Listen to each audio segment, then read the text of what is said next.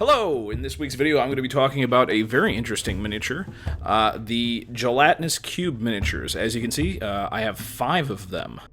I really like using the Gelatinous Cube monsters, and I really love when you can actually trap the player character miniature in the Gelatinous Cube Mini. I always just thought that's great. So first off, here is the original Gelatinous Cube. This is an older miniature from the Desert of Desolation line. Here is a barbarian miniature that I'm going to showcase what it looks like when you actually put a miniature in the cube. And as you can see, this one's like pretty clear, so anything you put in there, you can kind of clearly see what's going on. This is the Reaper Miniatures Translucent Bones Cube. As you can see, they were going for more of like a, not really cube, it's kind of like a weird, like kind of slime object. And it also comes with an interesting little base with some textured skeletons and whatnot strewn in there. When you put this bad boy over a miniature, you can kind of see that there's something in there, but the translucency is a little bit much, and so you can't really tell which miniature is actually in here. And here we go. Here is the official Dungeons & Dragons Gelatinous Cube from the Monster Menagerie set. This is the newest Gelatinous Cube, officially released by D&D.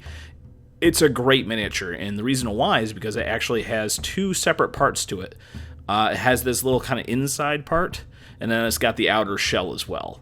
So really, you're almost kind of getting 2 miniatures for the price of one with this one. And again, you can just put the guy right on top of whatever miniature. And I think I actually like the way this one kind of distorts a little bit. But you can still see what's inside, but it's got this cool little distortion effect because of the texture and whatnot. It's great. So again, you can see the 2 halves right next to each other. There's some not so great painting on the bones and whatnot, but you can always touch that up. And unfortunately, I have to nitpick here. On every single one of these, there's a little white spot on the top. Now, that has to do with the production of this miniature, because I double-checked, and every single one of these that I have has this giant white spot. Ugh, for somebody who's a nitpicker like me, this really just, why couldn't they make it perfect? Anyways, so here it is compared to the original D&D Deserts of Desolation mini. As you can see, it's much bigger. And again, it's got the inside, which you can easily take out, and it works out pretty great. You'll notice I don't actually have the original base for the old one.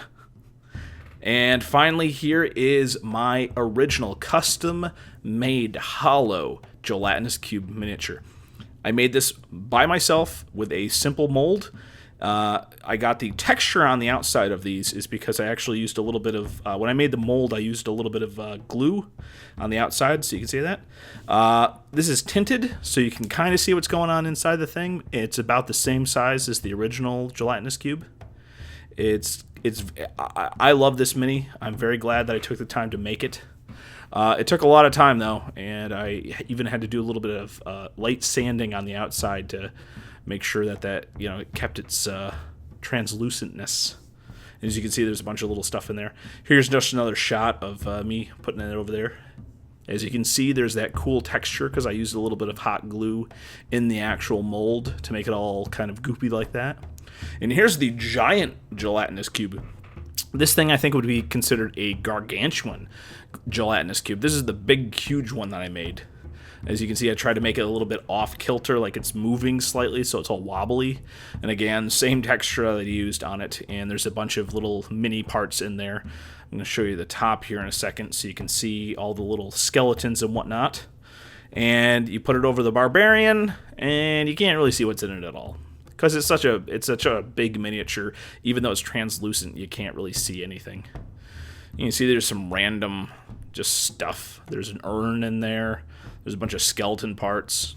It's a really cool mini. I really outdid myself with this one. Again, this was made with just craft store stuff. The translucent resin, which takes a full 24 hours to harden.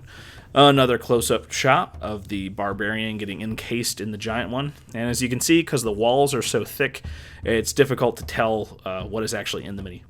So there you have it, all 5 Gelatinous Cubes that I own. Again, I think I like my own custom ones the best, but the new one from Monster Menagerie is actually a really solid mini. And again, I would consider maybe getting it now while the price is low, because the one on the far left there, the old one, that used to go for $50. So I'm not sure how much the price is going to be raised for the new one. Thank you for watching the video, and have a nice day.